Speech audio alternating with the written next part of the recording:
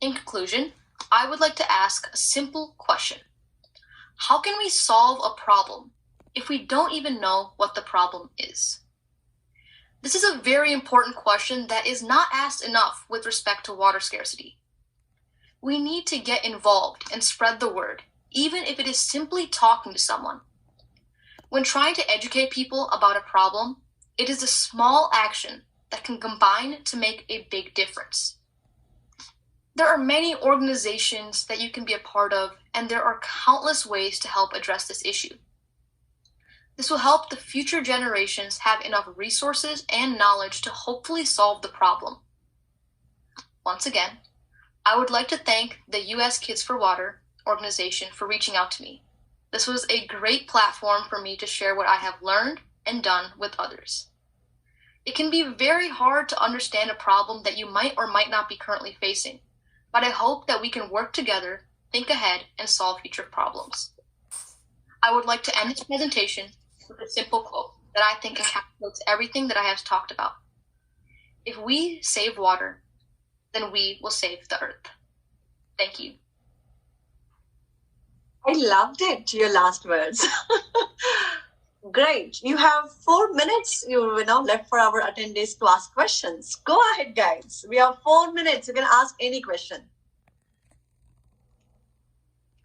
I have a question.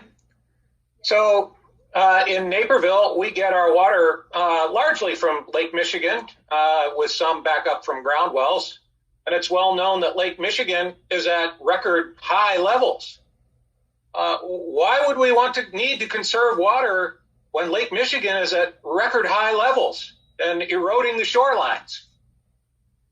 I think that it's not just what's happening in Lake Michigan and around our area, but just overall in general, conserving water is really important. Even though we might see it being plentiful here, there are other places, not just in the US as well, that have droughts. So I know that I think a couple months ago, maybe a year ago, they were planning on connecting Lake Michigan to through pipes to a different city, and that would have really depleted our resource.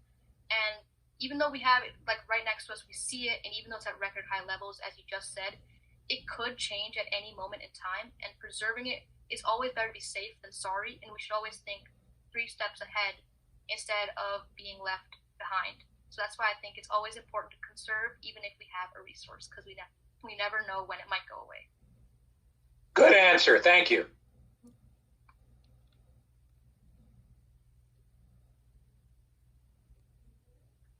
Do you think that rapid glacial melting and loss of snow melt in the upper areas above Lake Michigan might be contributing to the excess water now, with ultimately loss of water from the glaciers? Yes, I think since the water levels are rising, it could be because of that. And not only that, but just taking it a little bit further, if it was like the polar ice caps, I know they are definitely melting.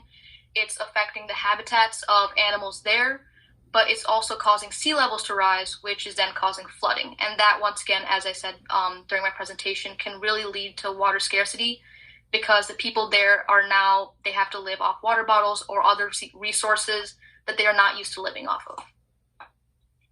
Assuming that there is water scarcity or water stress, how much water I need to exist to live? Just a theoretical, hypothetical question, because I tested on myself. I want to see if you can make a guess. Or what is the standard that the United Nations has said that each person should have at least that much water? To be honest, I don't know the answer to that question. I think there's probably definitely a number out there, but I think it depends on the person and what your daily life is like. Not everyone uses the same amount of water, and of course there's a number, but I just don't know that, and I think it depends on the person, and you should always try to use as much as you need to while still being cautious about how much you're using.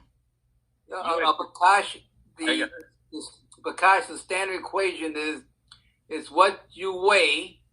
You take half of that, and that's how many ounces that person needs a day. So if you weigh 150 pounds, half of that is 75. So you need about 75 ounces of water a day. Ounces.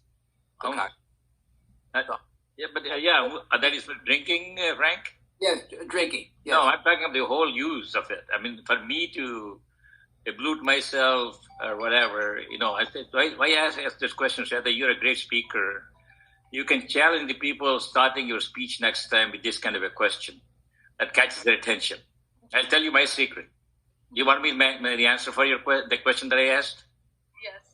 Okay. The United Nations says you need 50 liters per day. And I tested on myself the good old-fashioned way in India, what I used to do with a tumbler and a bucket and wash my own clothes and make sure that I blued myself nicely, things like that. I can live by 35 liters of water per day. Wow. Right now, Mr. Modi is going to give 55 liters per capita, and then he's going to change all the villages with piped water supply. And mark my word, you will be growing. I don't know whether I'll be there or not, but it's going to be a big problem because when you use that kind of a water, you will produce wastewater. Yeah. You think about this because you're still a budding water conservationist. Yes. So that water ends up daily as wastewater. If you don't treat it, in villages, what happens is, you must have seen if you have gone to India, they collect in puddles. And then puddles are a great thing, a breeding ground for mosquitoes. Yeah. And then with the kind of mosquitoes that are flourishing around in all these farms and kind of thing, they're vectors for diseases. So you have to integrate the water supply and water consumption with wastewater treatment. Okay? Thank you. Thank you so much, Shrita and Doctor. We are learned a lot. And let's move to the next program.